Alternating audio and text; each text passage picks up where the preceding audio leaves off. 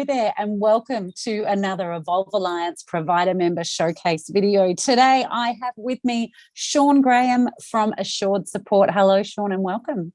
Hi, Sue, and thanks for the opportunity to talk with you.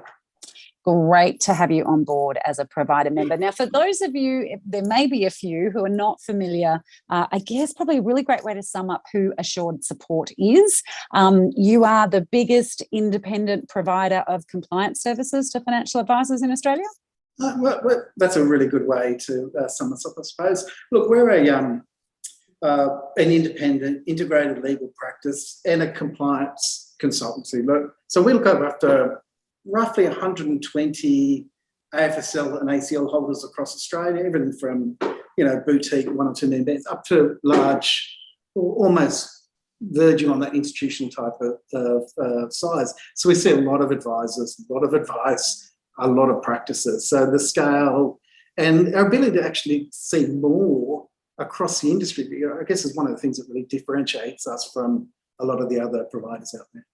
Yeah, and look, we know from first-hand experience, we have a number of our clients who utilise your compliance services, and you always get a really great rap. And I know certainly you've been one of our go-to people when we've done webinars and we've wanted an expert to talk about some of the compliance aspects of the practice management side of running a business too. So we're very, very happy to have you on board. Now, Sean, in these videos, often we're asked quite a lot from advisors when we're ever introducing a provider to someone, or we're suggesting they might go and speak with someone. They often want to know a little bit more about, well, what's the background of this firm and who's behind them, and are they institutionalised and so forth. So why don't we start there? Yeah. Who is Assured Support?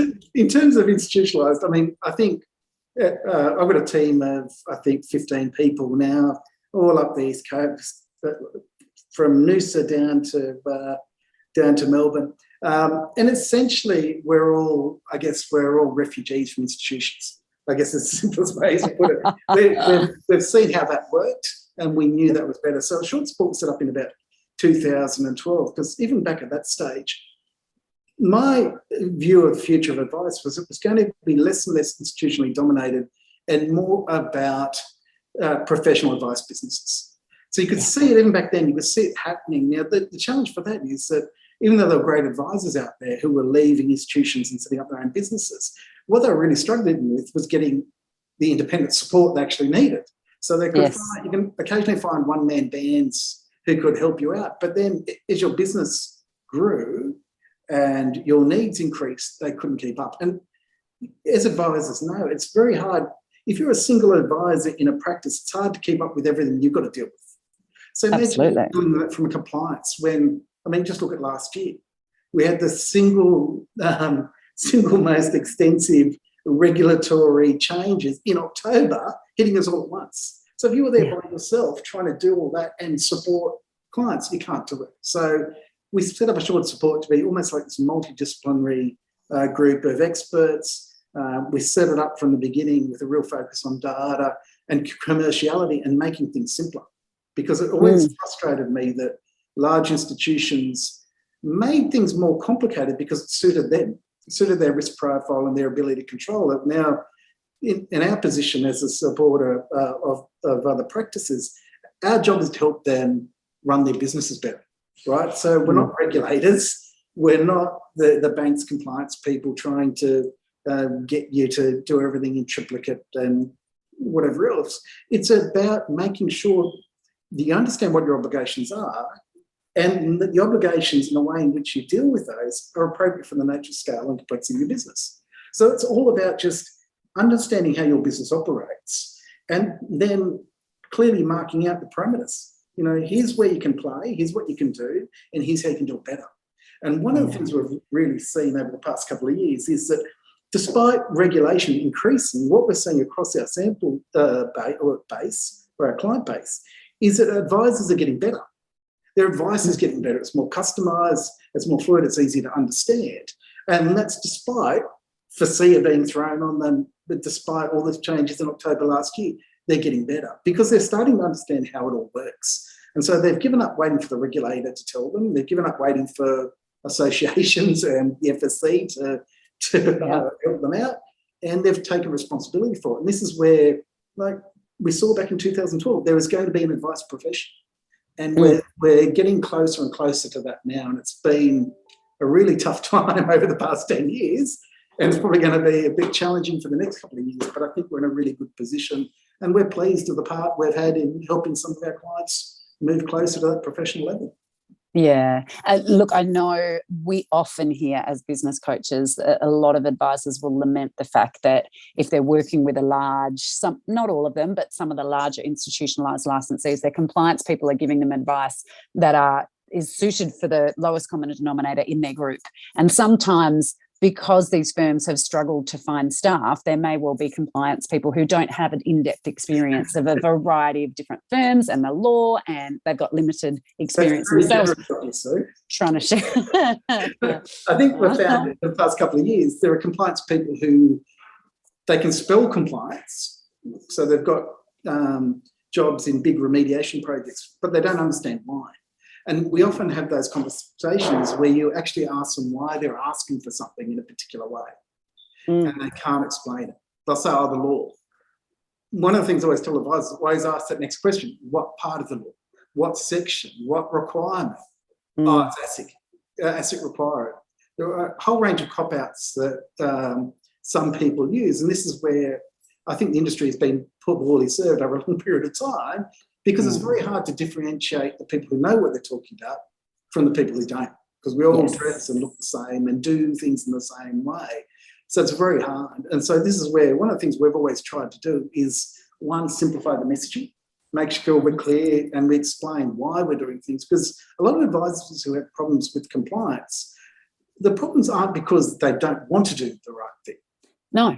It's not because they just don't understand, or someone's explained to them in a way that doesn't make sense. And, you know, when someone tries to, it's almost like sometimes when you walk into a foreign film halfway through, right? Particularly if you don't know subtitles, you don't know what's going on, right? You're trying to figure it out. And I think that's how advisors feel with a lot of compliance obligations, because they've got some understanding of what's required, but they can't put it together. They're missing pieces. And I think that's one of the things that we're always focused on, is that education, is that engagement process, because the law at its heart is very sensible, it's very commercial, it's very flexible. And yet, for all of us who worked in institutions, we know we worked in groups where there is no flexibility, there is no discretion, because everyone's got to do things exactly the same. And that's not what the law requires, that's not what ASIC want, that's not what good businesses do. Good businesses tailor their services to what the clients need. They've got a clear value proposition, a clear understanding of how they deliver it. Our job, like your job, is to help our clients deliver on that promise they make to their clients and actually achieve what they want in their business. It's a great opportunity to help them. Yeah, and that's where I think we get on so well, because we have absolutely aligned values around this is about building great advice businesses, helping great advisors run their business better so they can deliver better outcomes to the clients. You keep them out of jail. We advise them to make sure we do that. We aren't compliance providers, but I can't tell you the number of times I have heard stories where we've built systems in businesses or help the businesses to systematize so that they can personalize better. And you and I both know that improves their compliance ratings no end, because it's not up to the person that happens to be dealing with that client at any given time. But the number of times we've come across situations where they've had a requirement by their licensee to do something. It's actually not an ASIC requirement whatsoever. It's not a legal requirement. It's because the licensee said so, and it's within their standards. So obviously... Sorry, I was going to say, one of the things that you'd probably be aware of is that one of the biggest mistakes that the financial advice industry has bought into over the past, how long have I been in the industry? Since, the early 2000s, is it's all about disclosure.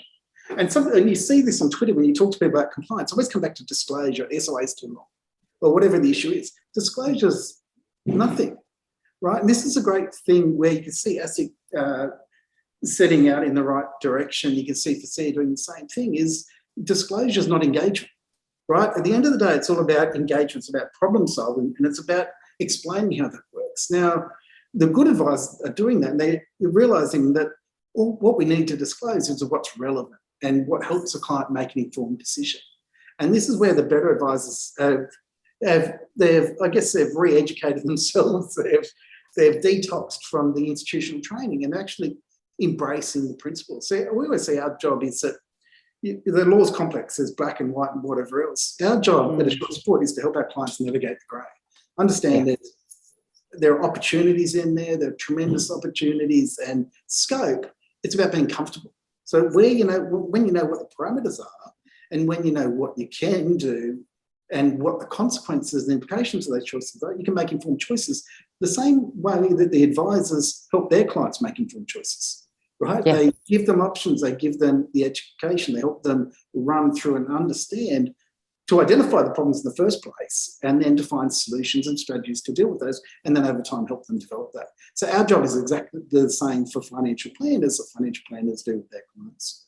Yeah, fantastic. So what I might do now is I love that we share the story about what you do and how you do it, but there's no better proof points than listening to some of your clients talk about you.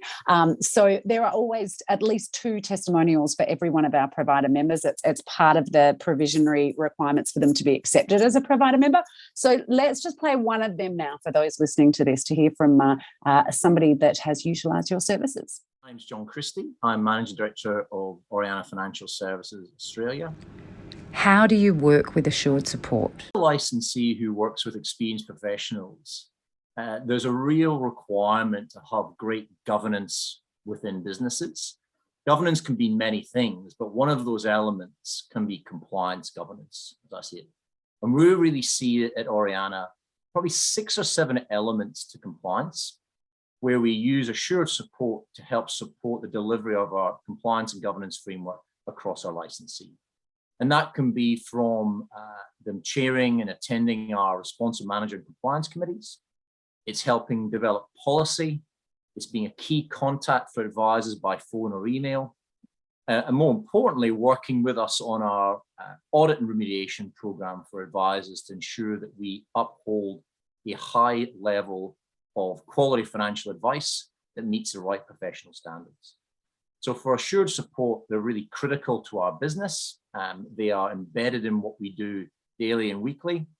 And I think it's a really important partnership to have an external compliance provider rather than an internal one. And I think that's really shown us great benefit in developing our business in Australia. What benefits have you received from using Assured Support? When we embarked on setting up Oriana Financial Services back in 2017-18, it was really important for us to pick the right partner. One of the decisions, which is really critical, was do we build our compliance capability internally or do we source the best in the market? And from my perspective, compliance is a specialism. And so we source compliance specialists through Assured Support. The clear benefit from that is not a number of things. One is we don't have to train compliance people. We rely on Sean at Assured Support to manage and uphold the right technical expertise for his team and to keep the right appropriate standards. 2 is we manage conflict. Internal compliance people can bring conflict to the table because what we like with Assured Support is bringing external industry lens to problems and solutions where we make decisions on the risk. With internal compliance teams, we find that we are not getting necessarily all the right inputs and all the right views from an industry perspective. And so using an external provider like Assured Support enables us to feel comforted that we are getting the right inputs into our compliance frameworks. Thirdly is, working with specialists is, they've really got their finger on the pulse. They've got a team of, I think now 15 to 18 high quality individuals who bring different lenses and different experiences to the table. It could be from policy management, dealing with the regulator, experience in seeing different financial planning businesses work.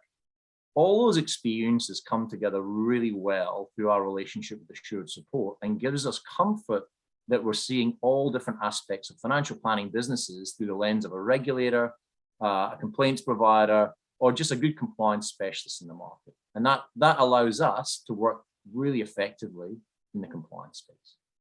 Well, no surprises there. As I say, I know many, many people who would have a very similar story about the quality of advice that you provide. So what I'd love to do now, Sean, is to drill in a little bit more deeply into the different services that you provide. So obviously your clients are self-licensed.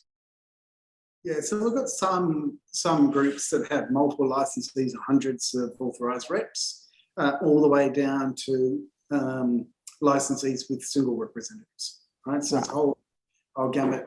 Now, we're a full service firm, which means that we provide everything from, legal service, advocacy, representation, all those bits and pieces, to advisor reviews, the advice assurance reviews, to licensee reviews, licensee health checks. We do a lot of governance support from that perspective, as well as helping them run their business and to identify those issues in their business and fixing them. Because a lot, when you take on a license, and this is one of the challenges for some new licensees, is it's easy to put the form in and to get the license. But then when you start to figure out on day-to-day, how do I actually manage it and what's required, it can become overwhelming. Now, it doesn't need to be. It's about the point you made earlier. It's about having systems and structures in place and a clear understanding of what we need to in our business, because your understanding and your approach will evolve over time. Right? Yeah.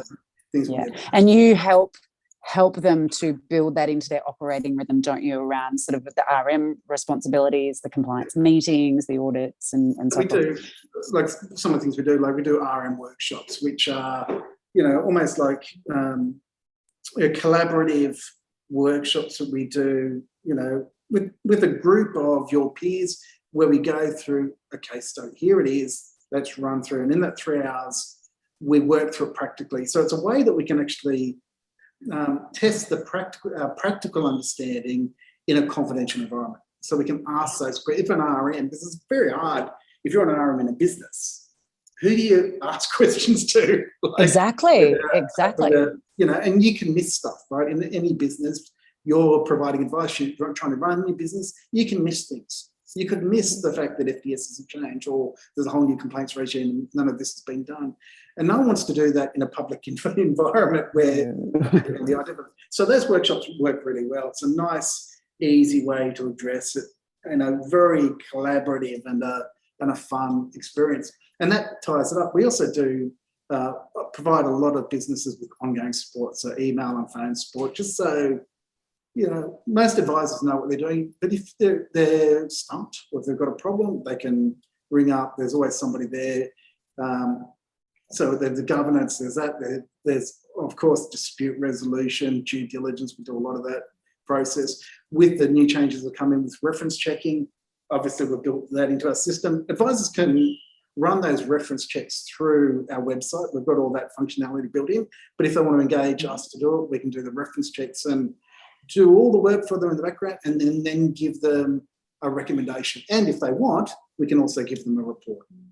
Fantastic. So if you're looking to acquire a business, for example, you might not necessarily, given you've got an obligation, if you identify issues, to report it to ASIC, you might want a detailed but informal approach to those obligations so you can manage those things. So whether you're doing advisor due diligence, practice due diligence in terms of acquisitions, we can help out with those types of things. Obviously, we've done a lot of license applications over the past couple of years to help those people start to manage their own environment. But it's what we're finding is a lot of that education support, whether the webinars that we do on a regular basis, the regulatory updates we push out, compliance, all that standard stuff is there.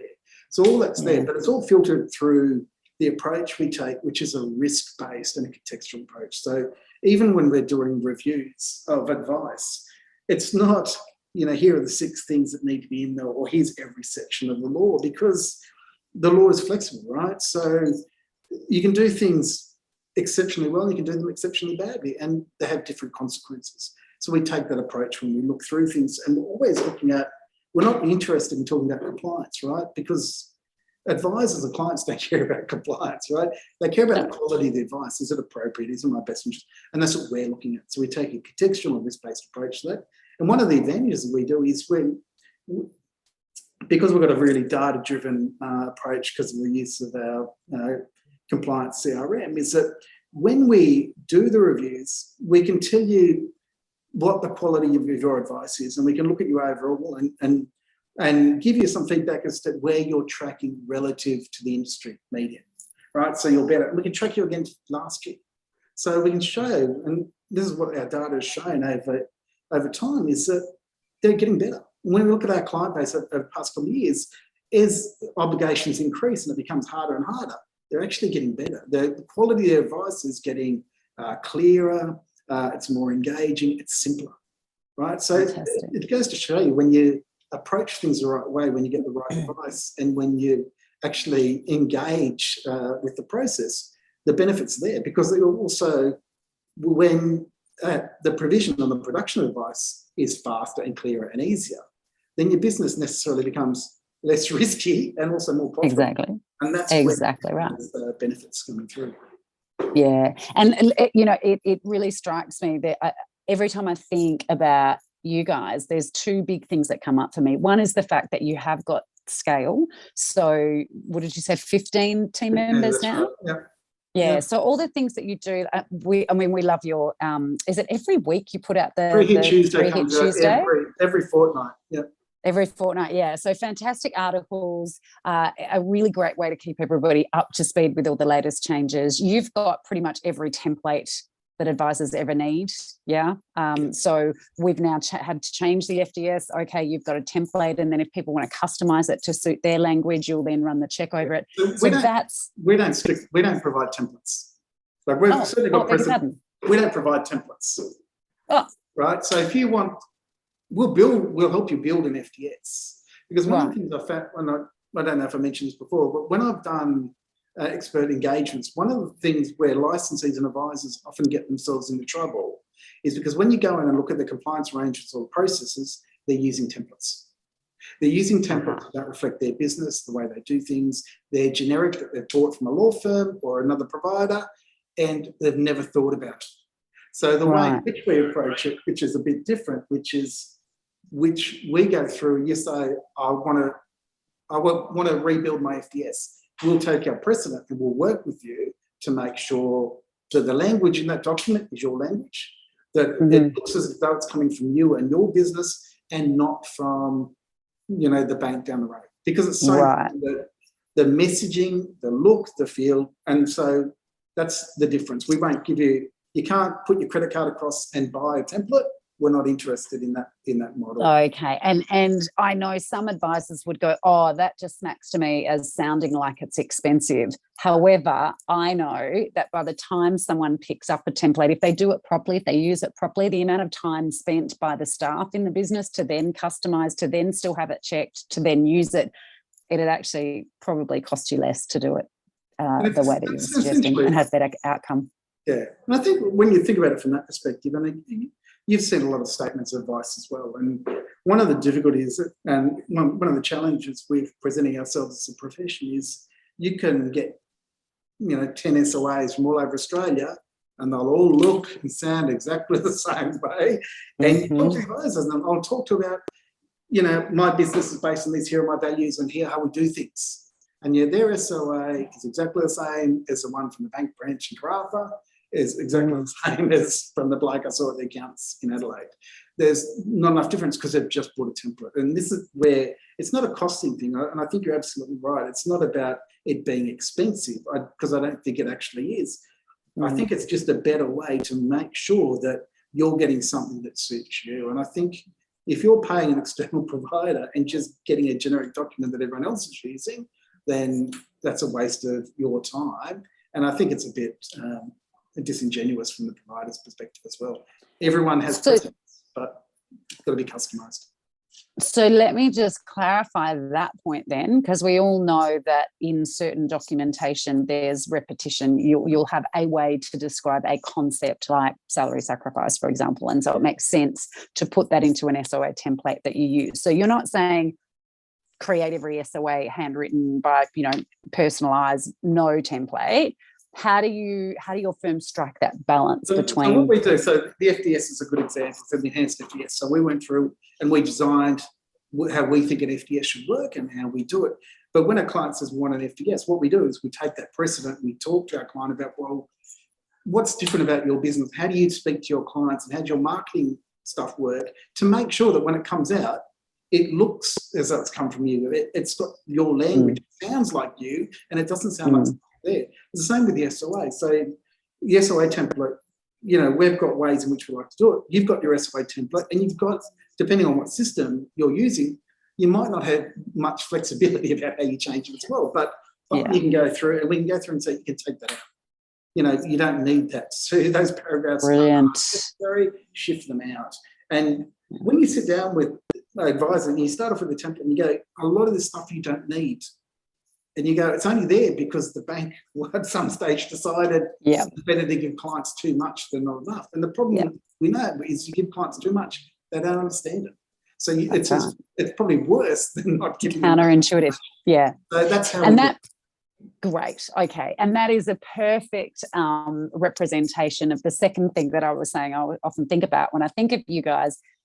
We love, and I know your clients love, your very pragmatic approach. As you say, you are commercial. Sometimes I wonder if you, Sean, have a marketing degree as well as a legal degree, because you get the fact that we need to put things in client speak, we need to articulate things in a certain way, and you're very adept at interpreting the law and not only saying, but this is what the law says, and this is how you can make it work for you. These are some of the solutions that you can select from in your business and your circumstances. So far be it from me, you didn't come here for a commendation, but I applaud you for that, because it's really important. I think, compliance is not an advisor's 24/7 focus. They're great at giving advice, and yet if they don't get the compliance right, it's either go to jail or don't win business or anything in between. No advisor starts a business because they want to spend more time on compliance, right? No. This is the whole problem. So too, though, not a lot of advisors do the wrong thing because they intend to do the wrong thing. Sometimes they get caught up because they missed something, or it wasn't intentional to defraud clients. There's a degree of complexity, but it's the same with the best interest duty. You approach it with the right intent, the right process, and with an eye on outcome to be fine. And I think one of the difficulties with compliance people generally is that they're focused on, they've seen it more as a bureaucratic discipline, right? It's about, have you filled out Form A5 and the B6 in black pen? And that's not what it's about, right? It's about making sure that the ultimate consumers are protected and the businesses are protected, because we know the consequence of getting things wrong. And we want to try to insulate them from that. But also compliance people have to be forward-looking, because if you're only complying with the law as it is today, you're probably already behind. Because yourself, the best practices aren't just doing how they did things last year and the year before. They're going, okay, we're always looking 5 years, and they're looking forward. And that's our job as well, is to facilitate that, and to, in some cases, to lead that discussion. That's the fun part about financial services. Yeah. You just said fun and compliance. I love how you think it's fun. I just want to make sure that we've covered off all of the different services that you provide. One of the things that I know is a bit of a furphy, I think, for some advisors, particularly if they're new to being licensed, is they feel that they must have every advisor have a file audit every 6 months or every 3 months. What's your recommendation with your? Well, it depends on whether you want to take a purely self-interested perspective. Every advisor should be reviewed every day. And we can do that. But the reality is that's not how you roll. I know. No.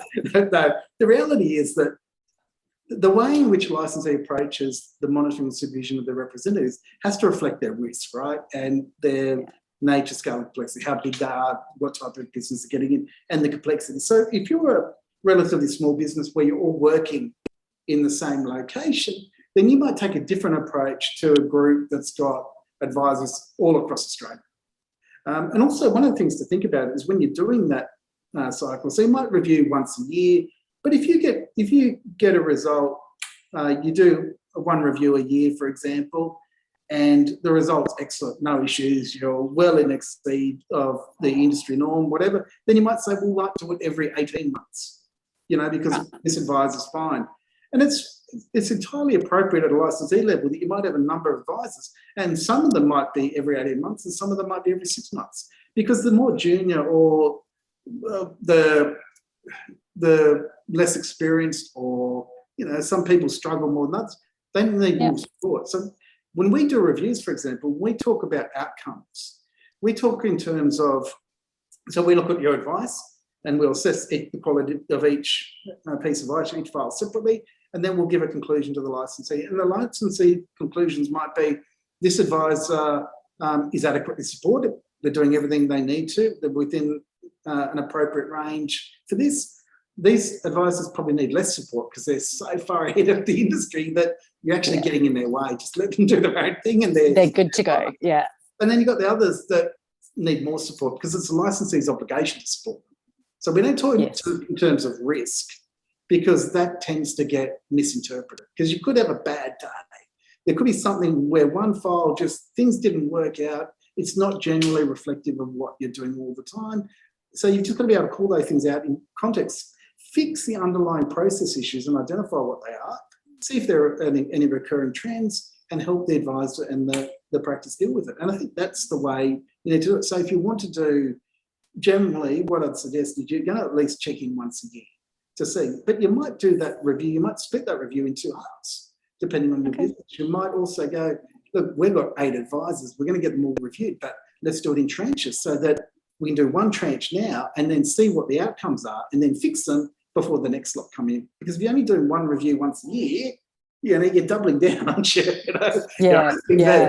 The result we got last year is going to be the same, and things change. And the problem, as you know, in our industry is things change all the time.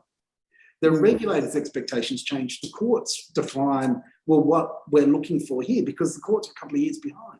So the regulators behind. So by the time it comes out, those issues have been bubbling for a very long period of time. So the more frequently you check in, the better. But also you just don't want to make it, again, your business is not just to do compliance. I remember when I was at another licensee back in the early 2000s, I saw an advisor and I said to him, those files are the best files I've ever seen. And he said, they should be. I've only got 4 clients. So that's what I've done all year. There's 4 files. You'd want to get it right. But most advisors aren't like that, right? We balance things. Yeah, and look, I have seen some firms, and it just stuns me every time. And I won't name them, but I'm sure people probably know who I'm talking about. A significant size licensee in this country, and any of the firms that we've had anything to do with, when they're coming up for audit, it is like the whole business grinds to a halt for 3 to 4 weeks. And we've worked on that, saying, well, hang on. Whatever they're looking for when you're doing the audit, that should be part of your BAU. It should be business as usual all of the time. Your systems and processes should be such that they could ring up and say, I'm going to pick up 3 files tomorrow, and you're comfortable to say, well, that's fine. Yeah, that's exactly go at it. They're good. The job of your compliance people or the reviewers is not to surprise you. They should be assessing you about, in accordance with the law and the expectations that were there at the time, right? And that were current. So that's it. They shouldn't be going, at the time that we told you had to do it like this. We've changed our position now. So therefore, the advice you go back there is wrong. That's not reasonable, right? Yeah. The job is... And we've heard a lot of stories about that. So you're supporting advisors through that if they're being litigated, or is it about, when they're under investigation? What are your services there? We had recently where one of the groups was doing their look back stuff. And they commissioned one of the consulting firms to come in and do a good practice and look at files. And the report was alarming, horrendous, really, from that perspective. And so I gave a detailed breakdown back to the licensee about the law and what it actually says and how the consultants had misinterpreted what was going in. And then they came in and met the practice. And the practice had always had really good ratings with their licensee. We hadn't had much to do with them before that. And it was just interesting. And I said, I tried to stay out of it. I said at one stage, well, where you said adverse outcomes as a result of this advice, what do you mean? Oh, that could mean a lot of things to a lot of different people, is what they said. I said, but it's your report. So what do you mean? Because obviously when it goes through the institution and they see adverse outcomes, the world's going to end. That's going to shut us down. And it turns out that they put that for any file because they didn't assess outcomes. They didn't even look at the advice. One One particular client where they looked at whether they said adverse outcome, as an immediate consequence of the advice, the client was $20,000 better off. So there was no analysis, no work, and they had no records to be able to demonstrate what they did or what they looked at. So when we do reviews, we detail exactly what we've looked at, very specific and very clear about what the issue is. Here's what the issue, and here's why it's an issue, and also this is why it's important, because you need to explain why. So we've done a lot of that. We've also done obviously work both for and with ASIC in terms of advisors and licensee activities, but also just helping businesses be able to navigate that piece, because there's always a tendency to panic, particularly when you get regulatory notices or when you get criticism. The immediate impulse for a lot of advisors is to become defensive, and they become aggressive and whatever else, and that's very seldom helpful. Yeah. But, and are you? Yeah. So part of our job is you? to calm that down and just understand what the issue is, and then be able to then go, well, yeah, that's a good point. I think you've misunderstood things, and to reframe it. And that's where I think is helping us, because compliance, I know there's a lot of it and there's a lot of demands and there are some technical complexities, but at the end of the day, a lot of it is common sense. It's about running a good business. Because your SOA at the end of the day is a warranty document, isn't it? It's not a disclosure, it's a warranty document, and it's only ever going to really be looked at in a lot of cases if something goes wrong. If it goes pear-shaped. Yeah, they just want to be able to look at it and understand what your strategy is and why you recommended it. And when markets start, they can look at it and go, oh no, Sue told me about this, and she told me that over 7 years it's going to be okay, so I don't need to worry. I'm in safe hands. Yeah. So where you have a circumstance where an audit has been poor, or you've identified that an advisor needs additional training, because that again is one of the things that is a great benefit when people are part of a licensee, is that they'll run excellent, call it professional development conferences, and compliance is often part of that. So what sort of services have you got that will help a firm upskill? So when we do the reviews, as a matter of course, we'll always recommend remedial actions. Here's how you can fix it specifically. Yeah, great. This is what I've identified. Now, and we'll give you time frames so you can do it yourself, and we'll help you manage that.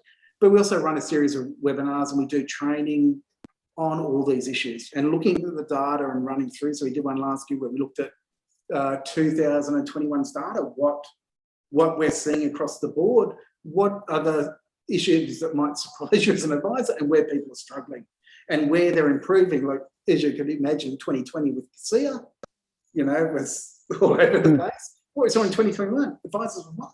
They figured out ways to operationalise it, understand it, and to really practically apply it, because that's a challenge. When you're busy, you're trying to do a lot of things. It's sometimes hard to take, a piece of legislation or regulatory and then to operationalise it, and that's our job. We take that, we operationalise, we give it to you, and we go, here's how we can build into your business. That's fine. You never have to think about it again. It becomes invisible. Brilliant. And so how do you charge for all of this? How do advisors pay for this access to your services? Yeah, so it depends. I mean, there's a whole range of modular service. If they just want reviews, they can just buy reviews or whatever. A lot of our clients have engaged us on packages over a period of time, whether it's if they're a new licensee or a very small micro business, they can engage us to do a range of things that might include the reviews, give them a compliance platform framework, that type of stuff, up to the groups that engage us that include all that type of stuff. So, and when I say all that type of stuff, the ongoing support and access, being able to ring up someone else, hotline, talking about dedicated email. The bigger groups, if you engage us, if you've got a number of advisors, you'll have a dedicated account manager that you can go through. We do the advice assurance reviews, the licensee reviews. Some of the bigger groups do licensee reviews. It's a really detailed analysis of the structure, business, culture, finance, all those bits and pieces, as well as your legal governance and regulatory things. And we suggest you do that. You might do that once every 3 years. You wouldn't do it every year because things don't change enough. We have got some clients who do it every year because they just want to make sure. I think that's that might be over the top for most businesses. Those packages include the compliance manual, which is delivered online, all the registers, which are on the CRM as well. And the CRM just gives you a simple way to manage all your regulatory and legal obligations in one place instead of all So those you- spreadsheets you had. Oh, yeah, Not that yeah. not that Excel isn't awesome, but it's No, but it has its place. And so your clients that subscribe to you, they have their own secure login into your portal, and that's their complete record of compliance. When we do the reviews, all the data goes there, all the actions can be tracked through that. It's also their incident and complaints register. So when ASIC or DDO, the 10th was on Monday, so when you had to send your DDO reports through, you got on a platform, hit the button, generates the information you need to send off to those groups. ASIC turn around and say, we want your complaint data that matches our guidelines. It's already on OpenFSL, it's already coded. Press a button, comes out. And so all those things are built in there. It really makes it very, very simple to run a licensee. Yeah. You don't need someone, you're not dependent on the person who knows access and leaves, right? So it's a web-based platform. It's very simple and very intuitive, but it just gives them all that data. And the bigger the group gets, the more data you've got, because then you can look at trends and reporting, and there's a whole range of ways in which you can really improve that piece. And that's because we use that as well. That's how we do our reviews. That's how we do our training and regulatory updates as well. So that's a really useful tool for licensees of any size. But obviously, the bigger you are, the better it is for you. More powerful it is. The more sophisticated your business is. I mean, if you're a relatively unsophisticated small business, then your needs are going to be less, obviously. Of course, yeah. So can we maybe get a bit of a sense? So let's say I'm a practice, self-licensed, I've got 5 authorised or ARs, 5 advisors. What sort of costs would I be looking at for your annual? Is it annual? Is it a monthly subscription? So what we do is we normally quote on an annual price. Obviously, we discount it if it's more than that, because we've got clients that obviously commit to long-term deals from that perspective. The only variable we've got there is roughly around the numbers of advice assurance reviews, because some licensees, even though they've got 5 reps, I want 3 of them reviewed quarterly, I want 1 of them reviewed every month. So excluding that, so you're probably looking, I don't know, about $20,000, $20,000 per annum for that, excluding the advice assurance reviews. That normally includes 2 RM workshops, I guess, from that perspective, the advisor updates, which are webinars that we run at least on a monthly basis, as well as that governance support, which is the whole range of support at meetings, the platform, there's a whole range of bits and pieces that come inclusions. Access to registers, the obligation and risk register, which we maintain, and depending on the level of engagement, we'll help track and monitor that. So as well as your advisor training plans and all those. So at the top level, when we talk about our professional service package, they're for those groups that go, we don't want to think about compliance. We're advisors. You give us an account manager and you manage it for it. We'll send it whatever you need, you just do it, and we manage it. And down to the smaller groups who, if it's your own business, you're doing it yourself anyway, you don't need a lot of support, you just need someone to reach out to occasionally and whatever else. So that's how it tends to work. But that mid-standard support, depending on the variabilities about the additional services you build into it, is roughly around $20,000 by year perspective, excluding reviews. And that's the main difference from that perspective. Yeah. So tapping into that scale that you have is very reasonable, and I think that's one of the key elements in selecting the compliance provider. Yeah, sure, cost is a part of the decision-making process, but it's also about finding a provider that will help you run your business better. And can you achieve the outcomes you want to? Do they make life easier for you when it comes to compliance? And that's a big tick that everybody wants.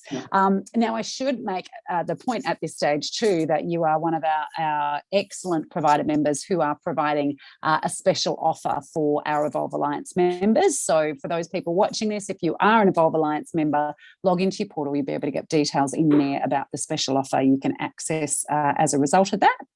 So Sean, if someone's not utilising your services right now and they want to explore it, obviously, clearly, so they go to your website. Is it more a case of all the information's there, or should they call and book a Zoom call? So we provide a lot of content through, right? So you think about all the articles on 3 Hit Tuesday, all the data that we share through that. Happy to do all that. we're all people, so we're happy to pick up the phone and have a chat. All our numbers are listed on the website as well. You can book a consultation if you just want to ring up and have a chat and talk about what your needs are, because one of the difficulties is when you've got your license and it's like when you have a baby the first time, is you don't really know what you need to do. Yes. So Yeah. you'll understand, but you don't. And you know, it takes time to figure out what you need and how you want to approach things. And so we can tailor our services to what our clients need. And that's the advantage of not being, you know, a massive law firm or an institutional body, is that we've got the flexibility to actually do what needs to be done. So again, if you need to have a half-hour conversation just to help you figure out what your needs are, then that's okay. Like it wouldn't. That's a way in which we can approach it. And it's ironic, isn't it, that the conversation we've had with advisors over a number of years as we've talked to them about their pricing models. You know, you'd often get feedback from advisors is that, you know, clients don't understand the difference between cost and value, right? Because they go, you know, they object to my fees because of these reasons. It's exactly the same in our industry as well, is that, you know, it's very hard to use price as a differentiator or to use it as a hook, is that At a deciding point. goods like advice is you don't know till the end of the day. So for anyone who's looking at a provider, what I would say is look around, ask lots of questions, talk to people about what they're doing, and look at what they're getting, because it's very easy to offer services at a very cheap rate and not deliver on them. That's a very simple way to do and it. that is, you cannot risk that when it comes to your compliance provider. No, and that's exactly right. And any professional, the same way that what we do is that we engage a client at the beginning of the year, we've undertaken and agreed to provide certain services, and we track them throughout the course of the year. So that when we talk at the end of the year, we can go, here's what you asked, engaged us to do, here's what I've actually done, and the additional bits and pieces. Because if we think if advisors have to do it with their FDSs for their clients, Exactly. it's not enough to us to do the same type of things. That's exactly what I was We thinking. understand all the pressures they're under as well. Yeah, that's great. Well, look, Sean, thank you so much for your time and giving us some deep insight into the services you provide. Is there anything that we haven't touched on that you think people might want to know about? No, I think the thing is, when you go to the website, you'll see we do a lot of things, and we do. Like we're a big, for compliance, we're a big business, you know, 15 people growing all the time. There's a lot of stuff we do. We also don't, one of the things I will say is that we're very happy with our clients. We like our clients. That doesn't mean that everyone's an appropriate client for us. In the same way that advisors know that there's got to be that match there, is that we work with businesses that want to get better. So we don't work with businesses that are box tickers. We're not interested in partnering, and we're happy to refer those on to. So if all you're looking for is, you know, we need a review to satisfy our PI insurer, and that's all we want, I can refer you to any number of cheaper providers to do that. We see our job as helping businesses get better. And we want to make sure that we're aligned, we have the same values, and we move ahead. So those businesses that share the similar type of values and approach have a great fit. But we also want to help our clients get better. So again, if you're not interested in getting better, it's probably no point having. You might not be the firm. That's right. That's not it. Like, we'll tell you what you need to know. You ask our opinion, we'll give it to you. We'll be reasonable and commercial and accurate. And if you don't like our opinions, my advice to you is don't use this again. We're not a firm that is going to rewrite our advice 50 times to make you happy. It's not the way in which we work. So we value our reputation as well, and we like to work with businesses that have similarly good reputations and the right aspirations for the future. Yeah, and are very keen to be doing the right thing by their clients, not trying to get away with anything else. Yeah, again, so similar to the way that we operate as well. So look, thank you so much for your time, Sean. Anybody that has not yet experienced assured support, highly recommend that you get in touch and see about the services they can provide you. Thanks for your time. Thanks, Sue. Have a great day.